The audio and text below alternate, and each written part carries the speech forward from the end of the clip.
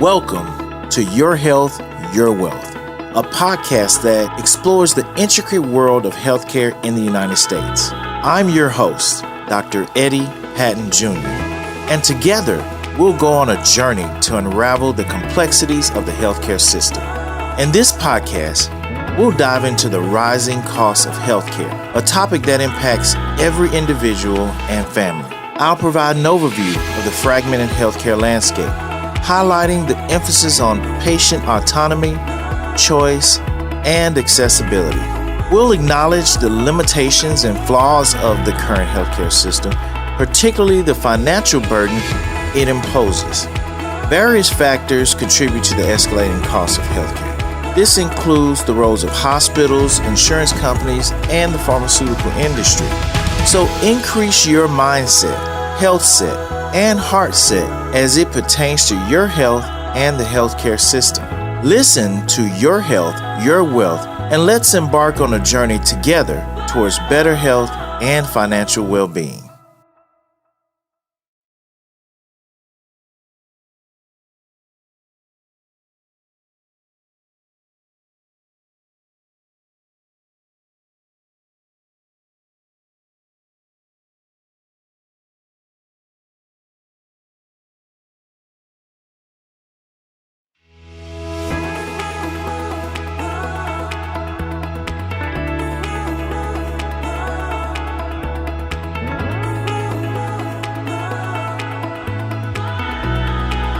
Hello and welcome to this edition of Your Health, Your Wealth. I'm your host, Dr. Eddie Patton, and today we are going to be talking about health insurance and the health insurance industry. Health insurance is a big part of our healthcare system, and of course, with the Affordable Care Act, it's been a big push towards making sure that more people are insured.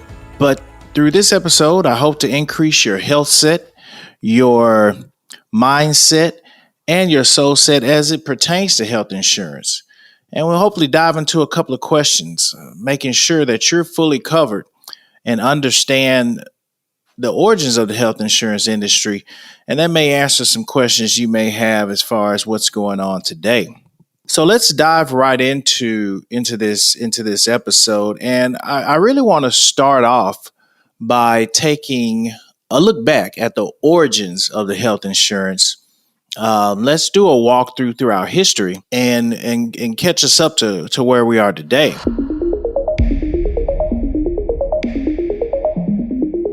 So when we look at the modern health insurance industry, the setup for health insurance really started during the Teddy Roosevelt era. And we're talking about the Industrial Revolution. There was a women's suffrage movement going on at that time, a lot of reform on a lot of the child labor laws as well. So it was this push during this Industrial Revolution where you had more people working in factories, sometimes dangerous situations, and ultimately things happen.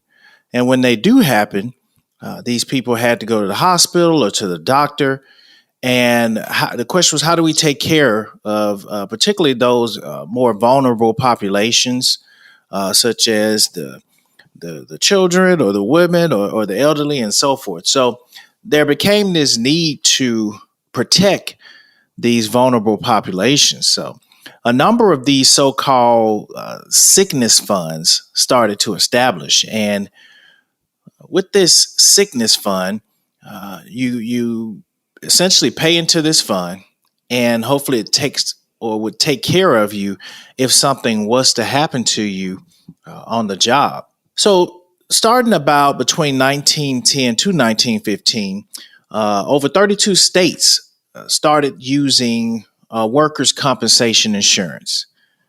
Again, you have a lot of industrialization, people working in factories, and it was thought that you could save costs by helping workers and providing some type of workers' compensation insurance if something were to happen. Employers saw this as a way to reduce costs by reducing legal costs for negligent claims, and they could look out for workers by increasing the payment if they had a way to control when these things happen through a workers' compensation program. So this led to kind of a compulsory health insurance or required health insurance between 1916 to 1919, where you saw more buy-in from the employer. There had to be some buy-in from the employee as well. And even the government got involved in making sure that people were covered and had health insurance to make sure that they were taken care of. Now, at that time, the AMA, which was the largest body of the House of Medicine, I'll call it the House of Medicine, or the main group that was essentially looking out for physicians. And a lot of physicians opposed this because it decreased the autonomy of physicians. And now you had other factors coming into trying to tell you how to run healthcare and take care of people. So now we'll fast forward to where you really saw the beginning of modern day health insurance. And that was during the Great Depression. Now, the Great Depression started in October 1929, and this was a bad economic time in the United States. There was a lot of unemployment. A lot of people really fell on hard times financially. And really, every economic institution felt some of the ramifications of the Great Depression, including the hospitals. And the hospitals were feeling the full brunt because people would get sick and they would end up in the hospital with no way of paying the hospital. So between 1929 and 1930, Baylor Hospital in Dallas, Texas, they were really getting hit hard by the Depression and by the number and volume of these people showing up that couldn't pay for their hospital costs. So they developed the Baylor plan to help people pay for hospital care, not necessarily physician care or outpatient care, but this was strictly hospital care. And historically, through several sources, this Baylor plan from Baylor Hospital in Dallas, Texas, is seen as the first real health insurance plan for people, even though it just covered hospital care. It mostly protected teachers because there was a large teachers union in Dallas that really needed this protection. But this Baylor plan out of Dallas, when you look at what is health insurance, a body to provide a reimbursement that you pay into, you're now seeing the origins of the modern day health insurance plans. So by 1932, there was a similar plan established in Sacramento, California, which covered multiple hospitals. By 1933, you had over 26, quote, hospital service plans, unquote. And again, this is just covering hospitals because hospitals were the most costly. Physician practices were still largely cash pay, and a lot was being done by your general physician at the time. I mean, general physicians and surgeons would do operations in the office, or they were delivering babies and so forth. There wasn't as much hospital care as we see today, but the hospitals were really for that catastrophic care when something really bad happens. But by 1933, you had over 26 of these service plans.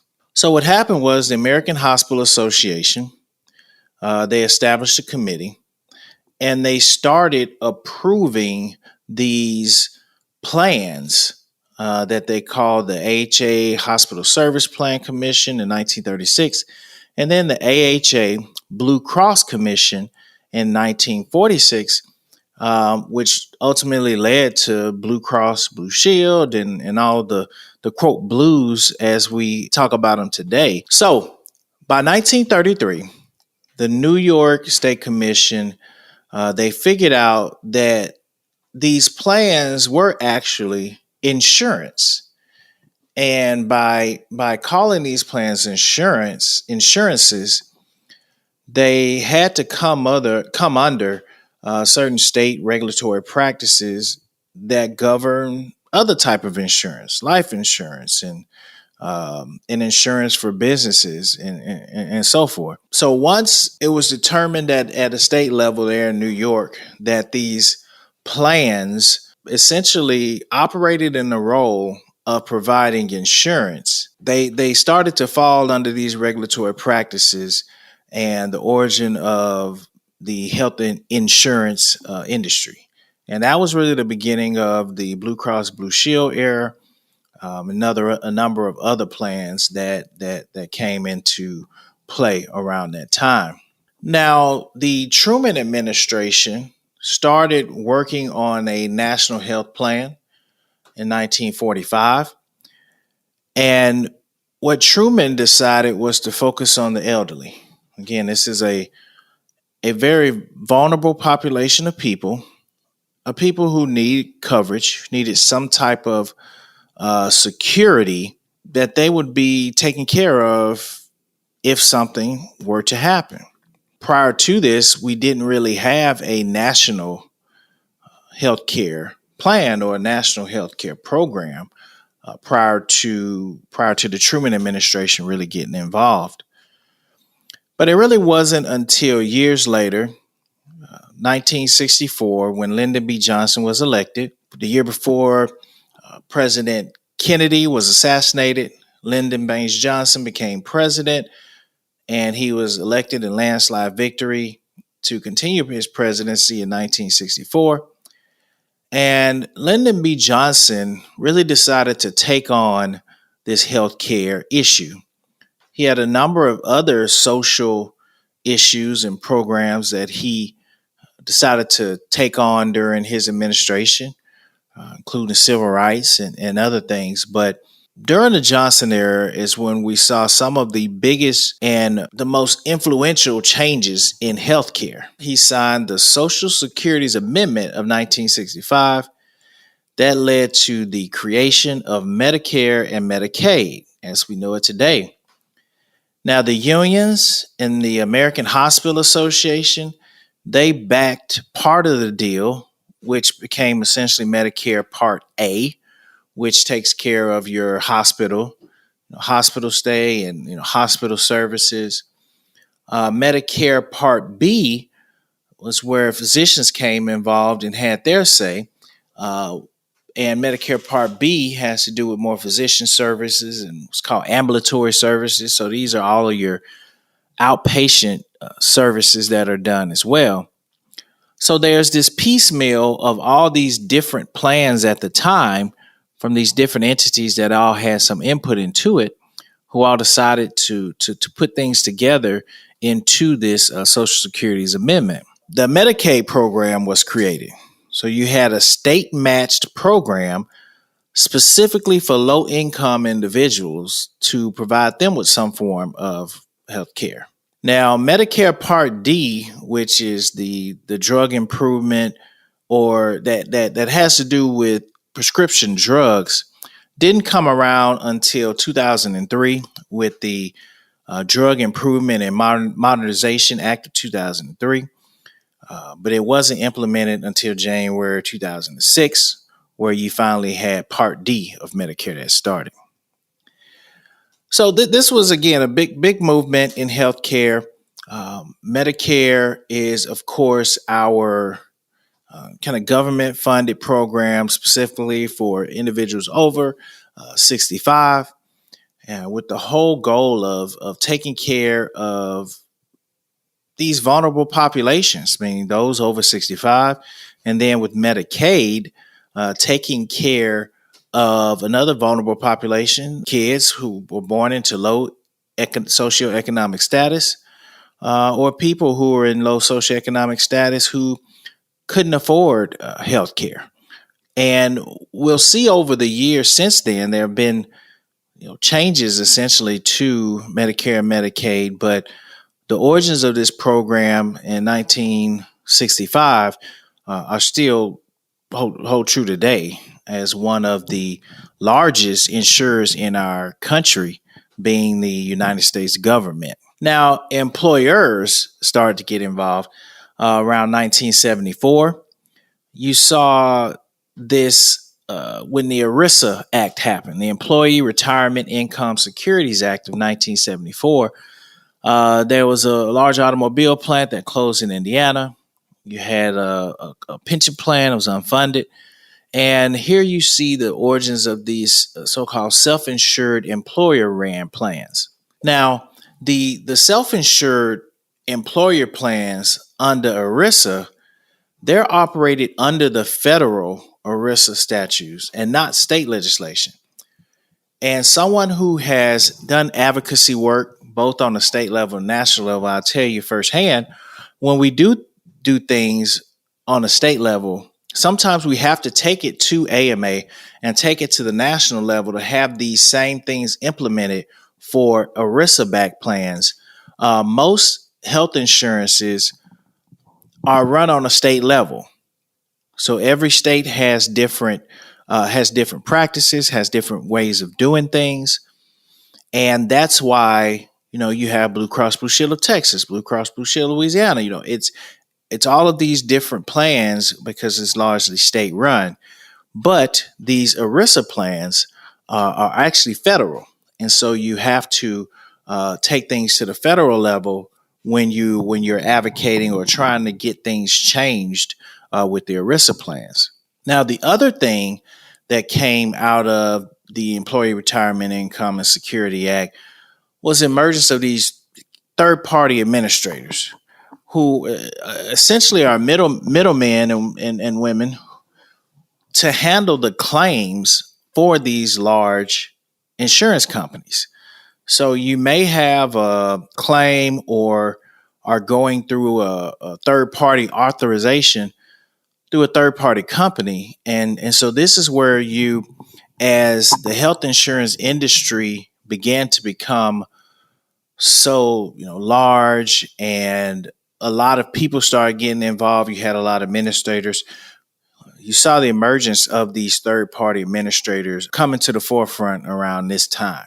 Now, between the 70s all the way up to the 80s, healthcare insurance went through a number of changes. But the next major jump or the next major change happened around the 1980s, where you saw the rise in this what's called self-insured employer plans. And this was the HMO PPO era. And I'll try to explain it as best that I can, but essentially HMOs, health maintenance, they are these prepaid group practice plans. And we'll dive into that a little bit more. And then the PPOs are these preferred physician organizations. And you had point of service plans as well. So with HMOs, we started to appreciate more vertical integration. Up to this point, the health insurance industry had operated more horizontally, meaning that a health insurance company would acquire another company or buy that other company to get more market share and so forth. That's more horizontal. But when you have vertical integration, the health insurance company is trying to do more other than just provide health insurance. That could be both upstream and downstream. It could be employing physicians to actually see the patients that have that health insurance. So HMO era, you really saw the health insurance plans taking things to the next level in this vertical integration and started to really get more and more involved with not just providing healthcare insurance, but also providing healthcare. So you saw a staff model where the HMO would actually hire their own physicians and even own their own hospital. So you have a health insurance plan owning the physician and the hospital. You had a group model where they would contract with a single physician group. So if you wanted to see a physician, it had to be within this single physician group that was contracted with this health plan. And the most common is a network model of contracts with several physician groups. These other groups could see other patients who have other insurances, but essentially it's a group that has been vetted. They apply with the health insurance plan to be a part of this network. And for that, they are ensured that when people call their health insurance and say, hey, who can I see, whether it be a neurologist or cardiologist, they'll give you a group of names or a group of doctors that are within the network. And because of that, you'll get preferred pricing. And the last was kind of this independent practice model, where just independent practices would jump in. Now, the PPO model or preferred group is just that. It's a group of doctors and services that are preferred by the health plan. And because of that, you get a better negotiated price for that doctor's visit or that service.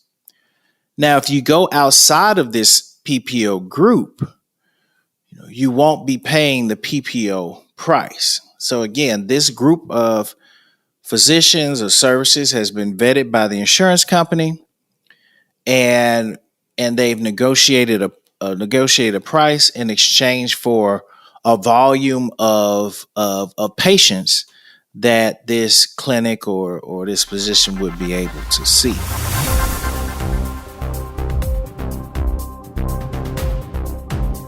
So here again, we see this both vertical versus horizontal consolidation within the healthcare industry start to really happen and take form. Like any other industry in a capitalist society, once an industry becomes so large, you start to see consolidation. And you started to see this within the health insurance industry. Most states have only one or two insurers that control, more than 50% of the market. And in some states, it's worse than that. They may control 80, 90% of the market. Now, this horizontal consolidation, your goal is to gain advantage by acquiring competitors. This means that you want to become bigger. So you do that by gobbling up smaller insurance companies. What that does is it reduces competition. And so when you start talking about pricing, there's less competition to kind of beat out on price and so forth. So what we're seeing now is insurers are trying to do more of this, again, vertical consolidation and own more of the process. So you can control both the upstream and downstream revenue. That means that you're not just insuring patients, but you're also trying to make sure that the doctors that are seeing those patients are reducing costs by maybe practicing a certain way, because you're hiring those doctors. If you own a hospital and you say that if you have this insurance, for you go to this particular hospital, but now we can control costs in the hospital and so forth. So the main premise or thought behind this vertical consolidation or owning more of the process is that you can control costs and reduce costs rather.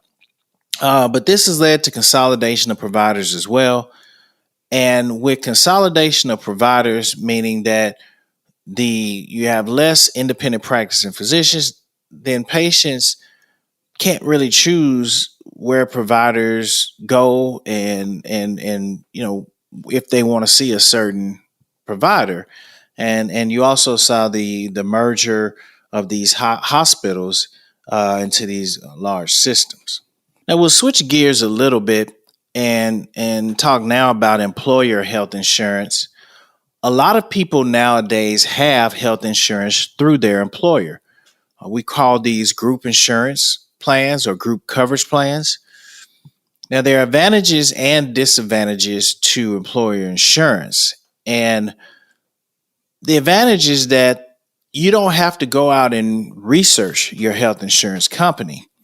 Your employer researches the health insurance company and they pick options for their employees. And usually within those plans, they may have 2 or 3 options based on your choice that you can choose from. But the problem with that is, other than the packages that your employer provides, those are your choices. Essentially, you have to choose between these packages. Now, you can go out and get supplemental individual insurance, and sometimes an employer will provide subsidies, or if they know that they are giving you kind of crappy insurance, they'll give you a financial incentive to go out and get you an add-on additional plan as well. And you really have to make that personal decision as to if you do need better health care in addition to what your employer is providing. Now, your employer is paying some of these costs. They're splitting the cost with you, and that's an advantage. That's a way of getting you to take the job. That's part of your incentive package. So they are helping by splitting the cost, but you are paying some of the costs. Now, there are some tax advantages to this. It can lower your taxable income because some of these, the money that you're actually paying per check towards your health insurance may come out of income before it's taxed and so forth. So there are some tax advantages for you as well. Now, some of the cons is that when you leave, most of the time you can't take that insurance with you. So if you've been working for a company for 10 years and you've got a stable set of doctors and all of a sudden you leave, well, you have to make sure that whether you go to another company or up the street or whatever, that the doctors that you were seeing is under that new insurance. And you may have very limited options as far as who you can see. We've talked about how healthcare is becoming more expensive. There are higher copays, more costs. So employers are now feeling this. They're feeling the brunt of these higher healthcare costs, and they're going with cheaper plans. And a cheaper plan may be a limited panel, meaning that there are less doctors that you can see, less services that you have within that plan. So that's something that's happening that we're really paying attention to. Deductibles and out-of-pocket costs are increasing because the employers are having to go with cheaper plans that may have high deductibles. So those are the types of things that you want to look at when taking a job, when taking these plans, and figure out what works for you. Now, the ACA, the act that was passed during the Obama administration, did include employer mandates. So what this means is, if you are an employer, you employ people, and you have more than 50 employees who are full-time employees, you have to offer them a affordable minimum value insurance to full-time employees. Now, on the flip side, what we've seen since the Affordable Care Act and these employer mandates, this incentivizes companies to now hire more through the gig economy or contract workers. So they don't have to say that they're full-time employees, and they can lower costs on paying for insurance by just making these people W-9 kind of contract employees. And that works for some people. Some people would rather work as a contractor and shop around for their own health insurance. But we are seeing that push towards more gig economy to lower healthcare costs. Now, health savings accounts started around the mid 2000s. And what is a health savings account? It's an employer-based health high deductible. In these employer-based high deductible plans, they created a program where you would essentially take money before it's taxed that you could use for healthcare. So it's a tax advantage because this money, even though it's your money, meaning that it's coming from your check every other week, they take it out pre-tax. So you're not taxed on that. So that's the quote unquote free money part of the health savings account. Sometimes your employer will contribute some to that as well. There's typically a maximum contribution. I think in 2024, it was about $4,100, $4,150, something like that. Some of these plans, you have to use the funds during that enrollment period, or only a small amount of percentage will roll over. So you have to use that during that period, and you have to use it toward healthcare. You can't use a HSA, health savings account, and go out and use it like a credit card to buy a computer or a car or something. It has to be for healthcare. Now, the advantages of this is that it is essentially free pre-tax money. So if you know you have a certain amount of healthcare costs, $1,000 a year, $2,000 a year, it makes sense to put money into one of these HSA accounts because it's money you're going to have to pay anyway. And if you can reduce that from your taxable income, then it helps you out. It can lead to more spending. I would always put a certain amount into my HSA account, and what I found was that I was coming up for enrollment again. I'll have $500-$600 left, and I'm like, man, what am I supposed to do with it now? So I would buy, like my dermatologist had this high-end skincare products for my face, and I think my face looks beautiful. But this is one of those things where I went out and bought these products just because I needed to use up some of the money, the rest of the money that was in my HSA account. Now, mind you, I think the products work great.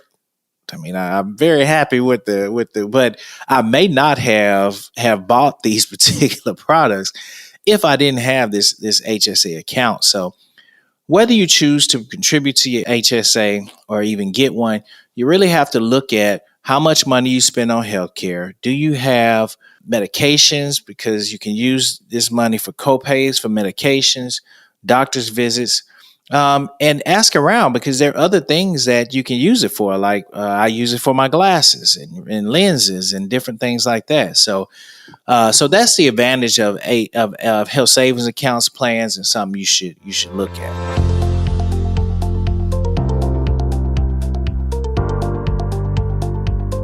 Now, in closing, I want to talk a little bit more about nuances within the healthcare system and a couple of things that I see. Number one, if you're trying to see a doctor and that doctor says, I like you as a person, but we don't take your health insurance, don't take it personal. Not every doctor takes every health insurance, and you're not going to get a doctor to change and take your health insurance just because you have it, because there's a whole process that goes into that. So I'll tell you a couple of reasons why, as clinicians, as physicians, why we don't take certain health insurance. Probably the number one reason is that not all health insurance companies reimburse the same. Usually it's a certain percentage of Medicare, and depending on how that company reimburses you, there are some companies, health insurance companies, that just do not reimburse well for services. And if that's the case, you can make the decision that I'm sorry, but I don't want to see or accept patients with this particular insurance. And it really boils down to keeping your lights on. We as clinicians, you have a certain number of people you got to employ. You got electric bills, you got water bills. And if a company is not reimbursing you enough for the time that you're spending with your patients, then unfortunately that may not be a health insurance plan that you choose to stay involved with. Another reason is sometimes the health insurance companies, they take too long to reimburse or pay you the money, or they hold the money in these accounts receivable for too long. There again, your employees have to be paid every month. Your water bill, your light bill has to be paid every month. If you're waiting 90 days, 3 months, 4 months, 6 months to get the money back for the doctor's visits and so forth, it becomes a problem because you're always in the red waiting for the funds to be released back to you. So if a company continues to do this over and over again, you may choose to drop that plan. And another thing is that sometimes plans, they just make you jump through too many hurdles and hoops to get stuff done. And that's covering basic services. Maybe it's too many prior authorizations, or they take too long to get services for your patients. And if you start to see that over and over again, you may choose not to cover that particular health plan. So it's not anything personally against you or whatever. It's just, and we talk at meetings. We kind of know which plans are notorious for taking a long time to pay on claims, or those that just don't reimburse very well, and so forth. So as a consumer, you want to ask those plans and ask around and see, are there any issues before you up to get a plan. So there are other things that you consider as well when you are picking your health insurance company or health insurance plan. Number one thing is, what is my overall health? If I'm a young, healthy individual, can I save money with this particular plan? Covering care for a 30-year-old female who has no health issues, on no medications, is much different from a 30-year-old female who has multiple sclerosis, who may have an exacerbation or have to go into the hospital. It's very different. So you want to make sure that you have the right type of plan that covers your health. Does it pay for routine visits? And how much does it pay for routine visits? Are there any incentives for preventative care? There are some plans that give you incentives like gym memberships or different things for preventative care. So those are all the things that you want to ask about with your health plan to see if it's the right fit for you. If you know that you consume a number of healthcare dollars per year, and you may not want to go with a high deductible plan, because you're going to have to pay that deductible first before you pay for anything else. You want to know, what are the copays? Look into how much are you going to be paying for routine visits. If you like to see your doctor a lot, several times per year, and it's $100 copay per visit versus $50, it makes a difference. So you want to know, what are the copays for regular routine visits? What are the medication copays look like for the different tiers within the medications? These are all questions that you can ask the companies, or they probably have it on their website and so forth.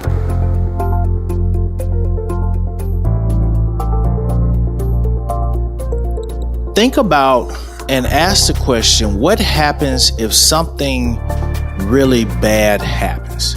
Everyone thinks that we're going to live forever. Certainly, driving around Houston, people cross the street all the time looking at their phone. People think we're invincible, and I get it.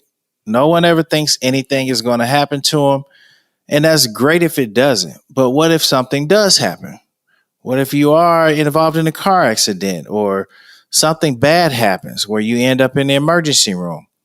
So what happens, or how are things paid for when something bad happens? Very important question to ask. How high is my deductible? As I mentioned before, that deductible has to be paid before the health plan is going to come out or cover anything. So if you have a $10,000 deductible and you end up in the emergency room and have to stay in the hospital for a couple of days because of a motor vehicle accident, even though you're a healthy individual, not on any medications or anything else, you're going to have to pay that deductible first. So how high is my deductible? And, you really want to ask that. And that has to do with the price of the plans. And I often caution people, by going with a cheaper plan with a high deductible, if you come to see, let's say, me as a neurologist, and I order a couple of MRIs or something, well, you may end up paying out of pocket for that until you reach your deductible. So ask those questions early, so you'll know and you are prepared for if there is a high deductible. You also want to know what happens in the emergency room or urgent care reimbursements. What do they look like? Are there any problems with going to ER visit? Is it high? Some people use urgent cares and ERs a lot more than others. And so if you're that type of person that likes to frequently go to the urgent care or the emergency room for different things, ask. You want to know what's covered and how much. Sometimes when really bad things happen, some plans even offer a helicopter ride to certain facilities or if you're out of the country. So there are definitely some incentives with certain plans. So you should think about those. Another thing you want to ask is, are my doctors covered? If you have doctors already, if you have a chronic condition, are they covered with this new plan?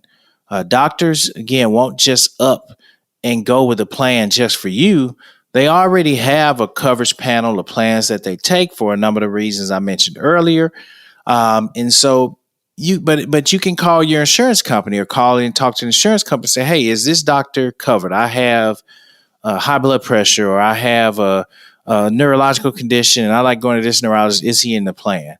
And I've definitely seen some horror stories where, things like, people have one recently, a friend who was, his wife was pregnant, but because of their plan, she would have to deliver at a hospital that was over an hour and a half away from where she lived.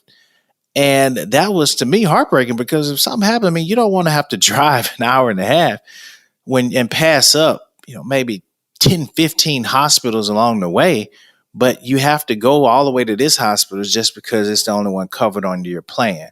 So find out, how far do I have to go to get care? Is it broad? Can I go to any hospital, or am I only limited to going to a few? And then you want to know, what is the prescription drug coverage? Do they have narrow panels? If you are on medications, is your medication covered? How hard is it to get medications approved? And what are the options for getting that medication covered? Does the plan cover alternative therapies like acupuncture, massage therapy? And are there any perks or benefits? Again, there may be some gym memberships or different type of wellness programs that you may be able to take advantage of. And then lastly, you want to know, how good is the customer service? Are there telemedicine options for quick appointments? How easy do they make it for you to get health insurance? I had a plan that was beautiful a while back. You could go to a link and just do a quick telemedicine visit if you had an earache or your kid had an earache, and they would do a quick visit and sending prescriptions over. It was beautiful. And that was one of the things that I thought was one of the most, was one of the good things about that particular plan. So it's easy to find out what are some of the extra added benefits to a plan and how much support that plan may offer for you. So I hope that you have a better understanding now of the history of the health insurance industry, how to make it work for you, and how to find a plan and work with a plan that works with you individually. It's important to ask questions early. Once you're enrolled in the plan, it's hard to enroll in another through within that enrollment period. You sometimes have to wait till the year into the next enrollment period before you can make any changes. But when you do have an opportunity, don't be afraid to change to something that works better for you. Pay attention to the policy. Make sure you read the fine lines. Don't just go when if it's the enrollment policy and you go to an employer and they just say, hey, here are the plans. Most people choose this one. You should just choose this one. Okay, that sounds good, but read through the plans and know what you're signing on for. Because once you've signed up for it, you can't go back and say, oh, I didn't know I had a high deductible, or I didn't know that this plan didn't cover these things that I was doing. And you want to make sure that you are covered. So make sure you look at your own individual situation, and regardless of where you are in your health journey, make sure that you're covered and that your plan is really taking care of you, because that's what it's there for. It's an insurance plan to take care of you. And I hope that by looking at the history of this industry and how it's evolved, the whole point is to take care of you as the patient.